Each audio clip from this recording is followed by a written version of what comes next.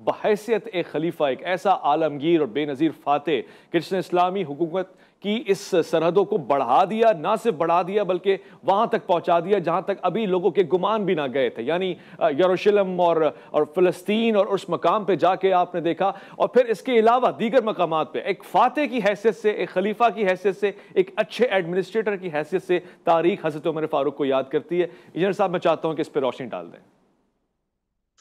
देखें, इस हवाले से वो डिसाइसिव हदीस है जो बुखारी और मुस्लिम दोनों के अंदर मौजूद है कि अल्लाह के महबूब सल्लल्लाहु अलैहि वसल्लम ने फरमाया, मेरी उम्मत और फितनों के दरमियान एक दरवाजा है, जब वो दरवाजा तोड़ दिया जाएगा तो मेरी उम्मत के ऊपर फितने शुरू हो जाएंगे, और वो दरवाजा उमर है। सैयदना उमर तक मैनेजमेंट इतनी जबरदस्त थी कि आप रज़ी अल्लाह तआला अन्हु ने इतनी बड़ी सल्तनत के ऊपर अदल और इंसाफ का जो मामला किया वो आज तक पूरी दुनिया में मिसाल के तौर पर पेश किया जाता है। और अल्लाह ताला ने इतनी बड़ी सल्तनत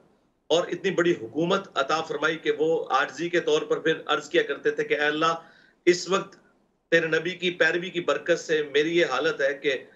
मेरा चचा तो मुझे कहा करता था कि तू तो भेड़ बकरियां नहीं चरा सकता, और आज अल्लाह ताला ने मुझे ये मकाम दिया है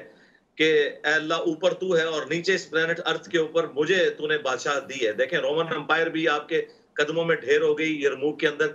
और पर्शियन एम्पायर तो मुकम्मल मुसलमानों के पास आ गई जंग कादसिया के अंदर। लेकिन सैयदना उमर के बाद वो मामलात आहिस्ता आहिस्ता कमजोरी की तरफ चले गए। और बुखारी मुस्लिम दोनों में एक और हदीस है कि नबी इस्लाम के ज़माने में एक सहाबी ने ख्वाब देखा,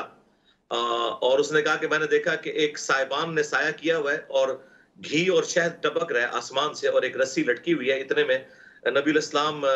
उस रस्सी से ऊपर चढ़ गए, और साथ उसने जिक्र किया कि लोग अपने बर्तन लाकर अपने बर्तनों के मुताबिक उस घी और शहद में से इक्तसाब कर रहे हैं और अपने पास जमा कर रहे हैं। फिर एक और शख्स ऊपर चढ़ गया, और फिर उसके बाद एक और शख्स ने वो रस्सी पकड़ी और वो भी ऊपर चढ़ गया, और जब चौथे शख्स ने रस्सी पकड़ी तो वो रस्सी टूट गई, और फिर उसके लिए उस रस्सी को जोड़ दिया गया, फिर वो भी ऊपर चढ़ गया। और सैयदना अबू बकर ने कहा, या रसूल अल्लाह, आप इजाजत है मैं इसकी ताबीर करता हूँ। तो उन्होंने कहा कि ये जो आसमान के ऊपर साया है ये इस्लाम का है, घी और शहद जो टपक रहे हैं ये कुरान की तालीमात हैं, और फिर आप अल्लाह के पास चले जाएंगे रस्सी पकड़ के। आपके बाद एक और शख्स खलीफा बनेगा, क्योंकि उसमें दिखाया नहीं गया था कि वो कौन है,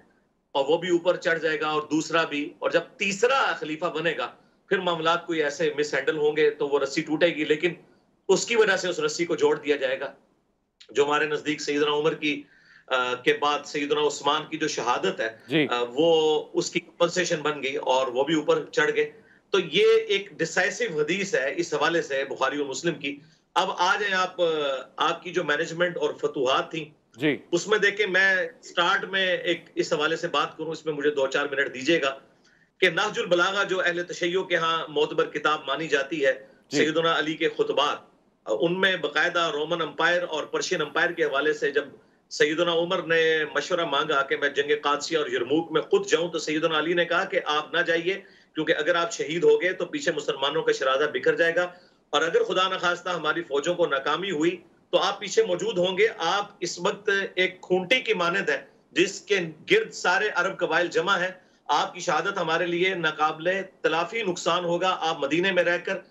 मजीद कुमक रवाना कीजिएगा, अगर फौजों को नाकामी हुई तो हम मजीद फौज भेज देंगे, लेकिन आपने नहीं जाना। और सैयदना उमर ने इस मशवरे को माना, और ये सैयदना अली ने फिर उसमें ये भी बोला कि अल्लाह ताला का वादा है कि वो खिलाफत देगा, और सूरह नूर की आयत नंबर 55 के अल्लाह ताला अपने नेक बंदों को खिलाफत देगा, इसको सैयदना उमर की स्पोर्ट में पेश किया। और सैयदना उमर का ये डिसीजन कि उन्होंने खालिद इब्न वलीद को एन उस पीक पे जब वो आर्मी चीफ थे सिर्फ इसलिए हटाया कि लोगों के दिमाग में ये ना आए कि ये फतूहात खालिद इब्न वलीद की वजह से हो रही हैं, बल्कि लोगों को यकीन हो ये रब्बे खालिद की वजह से हो रही हैं जी। और फिर उनकी जगह अबू उबैदा इब्न जरह को गवर्नर लगाया और कहा कि अबू उबैदा इब्न जरह ह्यूमन मैनेजमेंट को जानता है, हमें इस वक्त वो बंदा चाहिए जो ह्यूमन मैनेजमेंट को जाने, क्योंकि अब रोमन एम्पायर के ये हिस्से हमारे पास आ गए। तो सैयदना उमर का एक पॉलिटिकल डिसीजन, और फिर वो किसी फौजी को भी सिविल एजेंसी पुलिस में दाखिल नहीं करते थे। ये पुलिस का महकमा सैयदना उमर ने बनाया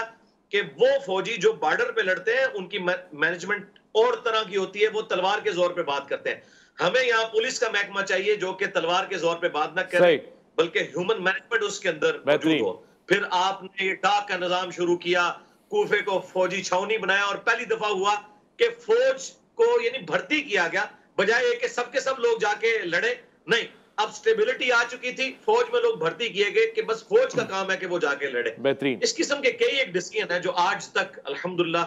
پوری دنیا کے لوگ اس سے رہنمائی حاصل کرتے ہیں.